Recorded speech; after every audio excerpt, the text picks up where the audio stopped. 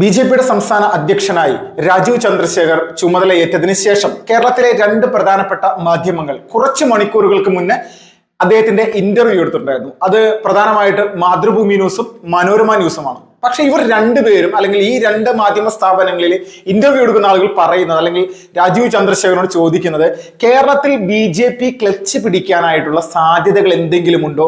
ആ ഒരു സാധ്യതകൾ എപ്പോഴും അടഞ്ഞ ഒരു അധ്യായമല്ലേ? രണ്ടാമത്തത്, ഇവിടുത്തെ ന്യൂനപക്ഷ വിഭാഗങ്ങൾ പ്രത്യേകിച്ച് മുസ്ലിം വിഭാഗത്തിന്റെ ഇടയിൽ നിന്ന് വലിയ തരത്തിലുള്ള എതിർപ്പാണല്ലോ ബി.ജെ.പിക്കുള്ളത്. ഇതിനെ എങ്ങനെയാണ് ഓവർകം ചെയ്യാൻ സാധിക്കുക? മൂന്നാമത്തേത്, കേന്ദ്രത്തിന്റെ കയ്യിൽ നിന്ന് ലഭിക്കേണ്ട സാമ്പത്തികം അത് സംസ്ഥാന സർക്കാരിന് നൽകാതെ സംസ്ഥാന സർക്കാർ എങ്ങനെയാണ് മുന്നോട്ട് പോകുന്നത്?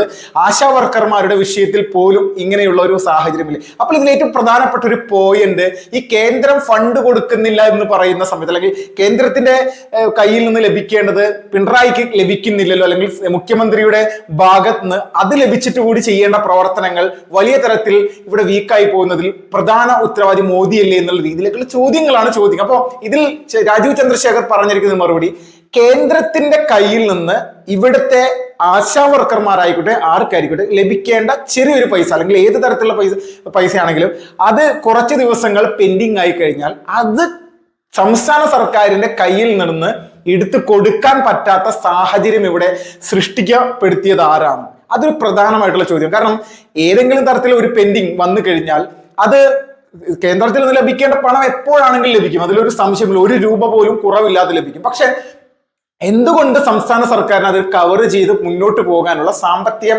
ഇവിടെ അതിനുള്ള ശേഷി ഇല്ലാതായി? എന്താണ് അതിന്റെ പ്രധാനപ്പെട്ട കാരണം? മറ്റൊരു വിഷയം എന്ന് പറഞ്ഞാൽ, കേരളത്തിലേക്ക് എന്തുകൊണ്ടാണ് സംരംഭകർ വരാത്തത്? അതിന്റെ കാരണം നരേന്ദ്രമോദിയാണോ അല്ലെങ്കിൽ ബി.ജെ.പി ആണോ? കൂട്ടത്തിൽ ഇവിടെ തൊഴിലില്ലായ്മ നമ്മുടെ സംസ്ഥാനത്ത് വർദ്ധിച്ചു വരുന്നതിന്റെ പ്രധാനപ്പെട്ട കാരണം അതും ഈ പറഞ്ഞ കേന്ദ്രത്തിന്റെ തലയിലേക്ക് ഇടാനായിട്ട് എന്തടിസ്ഥാനത്തിലാണ് നമ്മുടെ സർക്കാർ ഇങ്ങനെയൊരു നിലപാടുകൾ സ്വീകരിക്കുന്നത്? കൂട്ടത്തിൽ രാജീവ് ചന്ദ്രശേഖർ 3 വർഷങ്ങൾക്ക് മുന്നേ അദ്ദേഹത്തെ വർഗീയവാദിയാണ് എന്നുള്ള ഒരു പ്രസ്താവന ഇവിടുത്തെ പിണറായി വിജയൻ മുഖ്യമന്ത്രി നടത്തിയിട്ടുണ്ട്. അപ്പോൾ ഇതൊക്കെ എന്തിനു വേണ്ടിയിട്ടാണ് ഇവർ ചെയ്യുന്നത്? എന്താണ് ഇവർ മുന്നോട്ട് വെക്കുന്ന ആശയം എന്നുള്ളതാണ് രാജീവ് ചന്ദ്രശേഖർ തിരിച്ചു വെക്കുന്നത്. ഇത് ചോദിക്കുന്ന സമയത്ത് നമ്മുടെ കേരളത്തിലെ മാധ്യമങ്ങൾക്ക് പ്രത്യേകിച്ച് പറയാനൊന്നുമില്ല. കാരണം ഇവിടെ സംരംഭകർ വരുന്നില്ല, ഒരു തരത്തിലുമുള്ള വികസന പ്രവർത്തനങ്ങളും നമ്മുടെ നാട്ടിൽ നടക്കുന്നില്ല. പണിത റോഡിന്റെ മുകളിൽ കൂടി വീണ്ടും ടാർ ചെയ്യുക എന്നുള്ളത്, പുതിയ റോഡ് വികസനം വന്നത് നരേന്ദ്രമോദി സർക്കാർ കൊണ്ടുവന്നിട്ടുള്ള പ്രധാനപ്പെട്ട നാഷണൽ ഹൈവേയുമായി ബന്ധപ്പെട്ടുള്ള കാര്യങ്ങൾ മാത്രമാണ്. ഇത് രാജ്യത്ത് മുഴുവൻ സ്ഥലങ്ങളിലും നടക്കുന്ന ഒരു പ്രോസസ്സാണ്, അതിലൊരു തർക്കമില്ല. അപ്പോൾ ഈ സംവിധാനവുമായി ബന്ധപ്പെട്ടുകൊണ്ട് ഇതാണ് കേരളത്തിന്റെ വികസനം എന്നുള്ള രീതിയിലേക്ക് ഇവിടുത്തെ ജനങ്ങളെ തെറ്റിദ്ധരിപ്പിക്കാൻ ശ്രമിക്കുന്ന നിലപാടുകൾ, യുവജനങ്ങളെ അവർക്ക് പുതിയൊരു സംവിധാനം ഇവിടെ തുടങ്ങണമെങ്കിൽ വലിയ കഷ്ടപ്പാടാണ്. എല്ലാവരും വിദേശത്തേക്ക്, പ്രത്യേകിച്ച് യൂറോപ്യൻ രാജ്യങ്ങളിലേക്ക് ചേക്കേറുന്നതിനുള്ള നിലപാടുകളാണ് എല്ലാവരും ചെയ്തുകൊണ്ടിരിക്കുന്നത്. അപ്പോൾ നമ്മൾ ഒരു കാര്യം മനസ്സിലാക്കുക, നമ്മുടെ രാജ്യത്തിന്റെ കുതിപ്പ് വലിയ രീതിയിൽ മുന്നോട്ട് പോകുമ്പോൾ അതിനെതിരെ നിൽക്കാൻ വേണ്ടി ഒഴുക്കിനെതിരെ നീന്തുക എന്നുള്ള വൃത്തികെട്ട നിലപാടാണ് യഥാർത്ഥത്തിൽ ഈ പറയുന്ന പിണറായി വിജയൻ സർക്കാർ ഇവിടെ നടത്തി പോരുന്നത്. അതിന് ബദലായിട്ട് അതിനൊരു വലിയ തിരിച്ചടി ജനങ്ങൾക്ക് കൊടുക്കാൻ പറ്റുന്ന ഏറ്റവും വലിയ ഓപ്ഷനായിട്ട് ഇന്ന് മാറിയിരിക്കുന്നത് ബി.ജെ.പിയുടെ സംസ്ഥാന അധ്യക്ഷനായിട്ടുള്ള നിലവിൽ ഈ രാജീവ് ചന്ദ്രശേഖർ എന്ന് പറയുന്ന അദ്ദേഹം മുന്നോട്ട് വെക്കുന്ന അദ്ദേഹത്തിന്റെ ഒരു വിഷനാണ്. അതാണ് ഏറ്റവും വലിയ പ്രധാനപ്പെട്ട ഒരു സംഭവം. ആള് ഇപ്പോൾ ഇന്ന് ഈ മാധ്യമങ്ങളോട് പറയുന്നതിന്റെ കൂട്ടത്തിൽ ഒരു പ്രധാനപ്പെട്ട ഒരു പോയിന്റ് പറഞ്ഞു. തിരുവനന്തപുരത്ത് താൻ വിജയിച്ചു കഴിഞ്ഞാൽ 5 ലക്ഷം യുവാക്കൾക്ക് ജോലി ലഭിക്കുന്ന തരത്തിലേക്കുള്ള സംവിധാനങ്ങൾ അവിടെ കൊണ്ടുവരും. ഇങ്ങനെ പറയുന്നതോടൊപ്പം തന്നെ നമ്മുടെ മാധ്യമ പ്രവർത്തകരായിട്ട് അല്ലെങ്കിൽ ഇത് ഇന്റർവ്യൂ എടുക്കുന്ന ആളുകൾ മുഖമൊക്കെ ഒന്ന് ഇതായിക്കൊണ്ടിരിക്കും. കാരണം ഇവരെ സംബന്ധിച്ച് ഇവർക്ക് കുത്തിത്തിരിപ്പുണ്ടാക്കാൻ പറ്റുന്ന തരത്തിലേക്കുള്ള ചോദ്യങ്ങൾ ചോദിക്കാൻ പറ്റുന്നില്ല. കാരണം അദ്ദേഹം നിൽക്കുന്ന ലെവലാണ് വേറെ തലത്തിലേക്ക്. ഒരു സാധാരണ ഒരു രാഷ്ട്രീയക്കാരൻ്റെ അടുത്ത് സംസാരിക്കുന്ന വിഷയങ്ങൾ രാജീവ് ചന്ദ്രശേഖരനോട് സംസാരിക്കാൻ സാധിക്കുന്നില്ല. കാരണം അദ്ദേഹത്തിന്റെ അടുത്ത് പറയുമ്പോൾ അദ്ദേഹത്തിന്റെ അടുത്ത് കുറച്ച് നിലവാരമുള്ള ചോദ്യങ്ങൾ ചോദിക്കണം. അത് രാജ്യത്തെ വികസനമായിക്കോട്ടെ. 18 വർഷം അദ്ദേഹം രാജ്യസഭ MP ആയിട്ടിരുന്ന സമയം മുതൽക്ക് തന്നെ അദ്ദേഹത്തിന്റെ കാഴ്ചപ്പാടുകൾ, അദ്ദേഹം ചെയ്ത പ്രവർത്തനങ്ങൾ, അത് കേരളത്തിൽ മാത്രമല്ല കേരളത്തിന് പുറത്തുള്ള പല സംസ്ഥാനങ്ങളിലും രാഷ്ട്രീയപരമായിട്ട് അദ്ദേഹം നിരവധി പ്രവർത്തനങ്ങൾ ചെയ്തിട്ടുണ്ട്. അദ്ദേഹം ഒരു കാര്യം വ്യക്തമായിട്ട് പറയുന്നത്, കേരള രാഷ്ട്രീയത്തിലേക്ക് ഞാൻ കടന്നു വരുന്നത് ഇപ്പോൾ ഈ ഒരു പാർലമെന്റ് തിരഞ്ഞെടുപ്പോട് കൂടിയാണ്. അതിന് മുന്നേ പൂർണ്ണമായിട്ടും കർണാടകയിലും തമിഴ്നാടും ഉത്തർപ്രദേശിലും ദില്ലിയിലുമൊക്കെയായിരുന്നു തന്റെ സജീവ രാഷ്ട്രീയ പ്രവർത്തനം. പക്ഷേ കേരളത്തിലേക്ക് കടന്നു വരുന്ന സമയത്ത് ഇവിടെയുള്ള ഈ അടിസ്ഥാനപരമായിട്ടുള്ള പ്രശ്നങ്ങൾ മനസ്സിലാക്കിയിട്ട് തന്നെയാണ് താൻ വരുന്നത്. പക്ഷേ രാഷ്ട്രീയത്തിൽ ഇവിടുത്തെ CPM-ഉം കോൺഗ്രസും മുസ്ലിം ലീഗ് അടക്കമുള്ള ആളുകൾ എടുക്കുന്ന നിലപാടുകൾ, അത് മലപ്പുറം ജില്ലയിലുള്ള ഒരു രാഷ്ട്രീയ സാഹചര്യം, ഇതൊക്കെ പഠിക്കാനുണ്ട്, അത് എനിക്കറിയാനുണ്ട് എന്നുള്ള രീതിയിൽ തന്നെയാണ് അദ്ദേഹം പറഞ്ഞത്. ഞാൻ എല്ലാ വിഷയത്തിലും പൂർണ്ണനാണ് എന്നുള്ള രീതിയിൽ പോലും പറയുന്നില്ല. കൃത്യമായിട്ട് ഒരു നമ്മുടെ ഇന്നത്തെ ജനറേഷൻ എന്താണോ ആഗ്രഹിക്കുന്നത് ആ ഒരു കാഴ്ചപ്പാടുള്ള വേറെ ഗംഭീരമായിട്ടുള്ള ഒരു കാര്യകർത്താവ് തന്നെയാണ് നമ്മുടെ രാജീവ് ചന്ദ്രശേഖർ. വരാൻ ഇരിക്കുന്ന നിയമസഭാ തെരഞ്ഞെടുപ്പിൽ പോലും BJP എന്ന് പറയുന്ന രാഷ്ട്രീയ പ്രസ്ഥാനത്തിന് ചരിത്രപരമായിട്ടുള്ള മുന്നേറ്റം ഉണ്ടാക്കാൻ ഇദ്ദേഹത്തിന്റെ ഈ കാഴ്ചപ്പാടുകളോടൊപ്പം ചേർന്ന് നിന്ന് കഴിഞ്ഞാൽ നമ്മുടെ കേരളം ഇന്ത്യയിലെ തന്നെ ഏറ്റവും ടോപ്പ് എന്ന് പറഞ്ഞാൽ വികസനത്തിന്റെ കാര്യത്തിലും സംരംഭകരുടെ കാര്യത്തിലും മുഴുവൻ സംവിധാനങ്ങളും നമ്മുടെ നാട്ടിലുള്ള യുവജനങ്ങൾ തൊഴിലില്ലായ്മ പോലുള്ള സംഭവങ്ങൾ അനുഭവിക്കുന്ന ഒരു അവസ്ഥയിൽ നിന്ന് പൂർണ്ണമായിട്ട് മാറി കേരളം ഏറ്റവും ടോപ്പ് എന്നുള്ള നിലയിലേക്ക് എത്തിക്കും. നമ്മുടെ GDP അടക്കം വലിയ രീതിയിൽ മുന്നിട്ട് നിൽക്കുമെന്നുള്ളത് തർക്കമില്ല.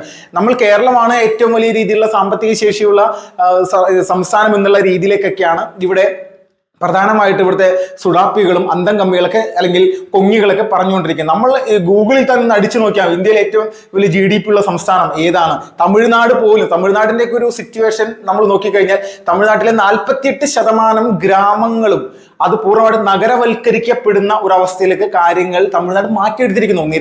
നിരവധി സംരംഭങ്ങൾ അവിടെ പുതുതായി വിദേശ രാജ്യങ്ങളിൽ നടക്കം വന്ന് അവിടെ നടത്തിക്കൊണ്ട് പോകുന്ന രീതിയിലേക്ക് വലിയ സാമ്പത്തിക നേട്ടം ഉണ്ടാക്കുന്ന കമ്പനികൾ പോലും അവിടെ വരുന്നു.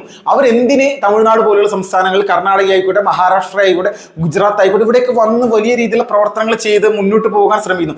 കേരളത്തെ എന്തുകൊണ്ട് മാറ്റി നിർത്തുന്നു? ഇതാണ് ഇവിടുത്തെ രാഷ്ട്രീയം, ഇതാണ് ഇവിടുത്തെ കമ്മ്യൂണിസം എന്ന് പറയുന്ന സംവിധാനം. കേരള കമ്മ്യൂണിസ്റ്റുകാരുടെ ഒരു നാടാണെന്നുള്ള രീതിയിലേക്ക് പലരും ഇങ്ങോട്ട് വരാനുള്ള ആഗ്രഹം പ്രകടിപ്പിക്കുന്നത്. കാരണം ഒരു പുതിയ സംരംഭം തുടങ്ങിക്കഴിഞ്ഞാൽ ഉടൻ തന്നെ അല്ലെങ്കിൽ അതിന് കല്ലിടുന്നതിന് മുന്നോടിയായിട്ട് തന്നെ അവന്റെ കയ്യിൽ നിന്ന് എങ്ങനെയെങ്കിലും കുറച്ച് പണം തട്ടിയെടുക്കാൻ വേണ്ടിയിട്ട് CITU നേതാക്കന്മാരും CPM-ന്റെ നേതാക്കന്മാരും നിരന്തരമായിട്ട് അവരെ ഭീഷണിപ്പെടുത്തുകയും പീഡിപ്പിക്കുകയും ചെയ്യുന്ന കലാപരിപാടിയാണ് ഇതിനോടകം തന്നെ നമ്മുടെ സംസ്ഥാനം കണ്ടിട്ടുള്ളത്. അപ്പോൾ ഈ രീതിയിലേക്കുള്ള നിലപാടുകൾ സ്വീകരിച്ചുകൊണ്ട് നമ്മുടെ നാട്ടിൽ വലിയ രീതിയിൽ തന്നെ ഇവിടുത്തെ പുതുതായി വരുന്ന നിക്ഷേപകരെ പോലും ഇല്ലായ്മ ചെയ്തുകൊണ്ട് നാടിന്റെ വികസനം പൂർണ്ണമായിട്ടും മുരടിപ്പിക്കുന്ന തരത്തിലേക്കുള്ള നിലപാടുമായിട്ട് നമ്മുടെ കേരളത്തിന്റെ പിണറായി വിജയൻ സർക്കാരും ഇവിടുത്തെ പ്രതിപക്ഷ പാർട്ടിയായിട്ടുള്ള കോൺഗ്രസും ഒട്ടും മോശമല്ല.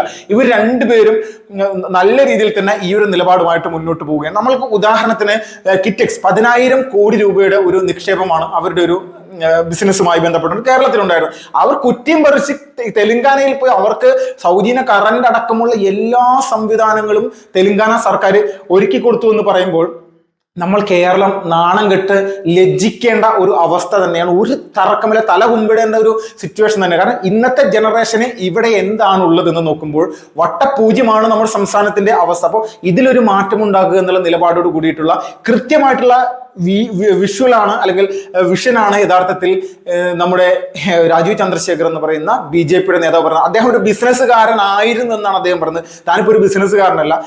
അത് ഏകദേശം കുറെ വർഷങ്ങൾക്ക് മുന്നേ തന്നെ ആ ഒരു സംവിധാനമൊക്കെ മാറ്റി ഇപ്പോൾ താനൊരു ഷെയർ ഹോൾഡർ മാത്രമാണ് ഒരു ചാനലിൽ, അല്ലാതെ അതിനപ്പുറത്തേക്ക് മറ്റൊരു സംവിധാനങ്ങളില്ല. പൂർണ്ണമായിട്ടും താൻ ഈ കേരളത്തിലുണ്ടാവും. തിരുവനന്തപുരത്ത് വീട് വാങ്ങിയിട്ടുണ്ട്. ഇനിയുള്ള ദിവസങ്ങളിൽ ഇവിടെ കേരളത്തിൽ തന്നെ ഉണ്ടാവും.